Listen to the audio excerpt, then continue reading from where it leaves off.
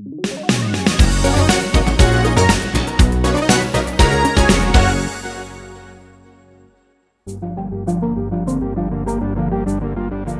and welcome back!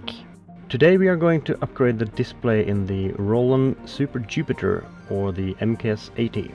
This is a white on black display from Luxmuzik. They're all shipped ready to go out of the box with cables, so there's no need for soldering. Let's get started. First we're going to remove the two rack ears.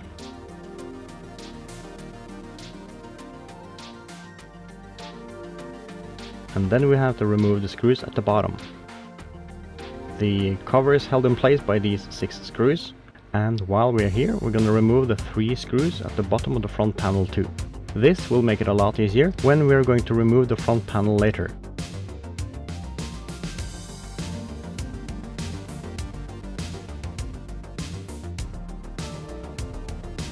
You should now be able to slide the cover off. Be careful with the cables and the components underneath. As you can see, this is filled to the brim with analog components, so I recommend using an anti-static wrist strap. Next up are these 3 screws that keep the upper soundboard in place. Some may claim that you have to take the boards completely out, but I believe Roland designed the hinges in the back for a reason. So what I do is I take a strip of tape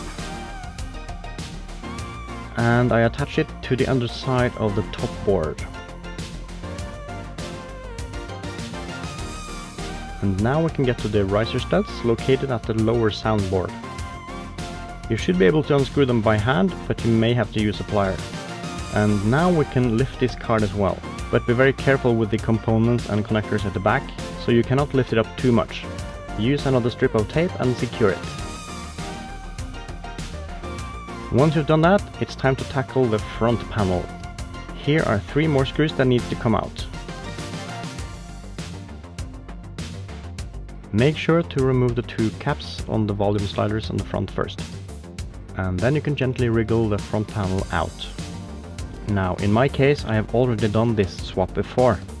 The cables you see here will not be in your model, so you'll have to find the cables going from the display down to the main board. There will be 2 different size data cables and a power cable for the backlight. Here's a close-up so you can see which one we're talking about. The power cable is located here to the left. They may be bundled together with a string that you have to cut. The next step is to unplug the cables. You should be able to carefully pull them out by hand. And then we move on to the display itself. It's secured by these tiny screws.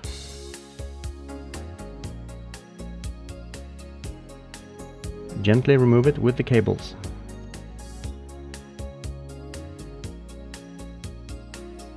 Now start by threading the cables from the new display through the hole. And make sure to orient the display correctly. The connector should be pointing down. It will be a tighter fit with the new connector on the back, but start with the screw in the top right corner, work your way around and tighten the screws bit by bit.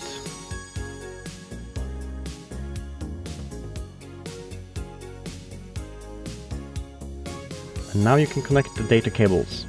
The smallest one, labeled A, should go on your left side seen from above,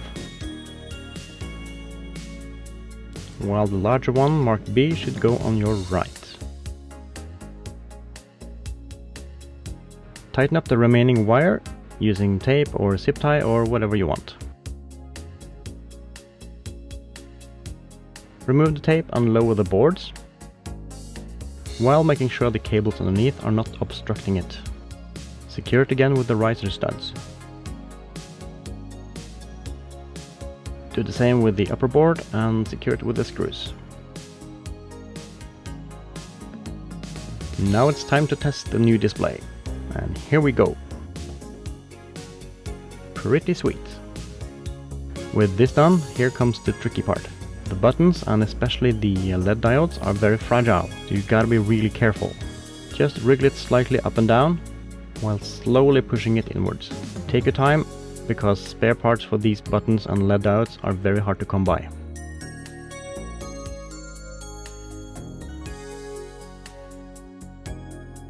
find the 3 screws for the top and reinsert them.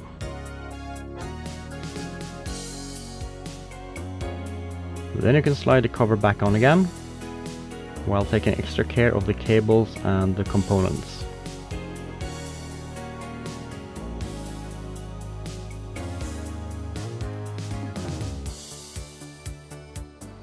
Flip it over and screw it all back together.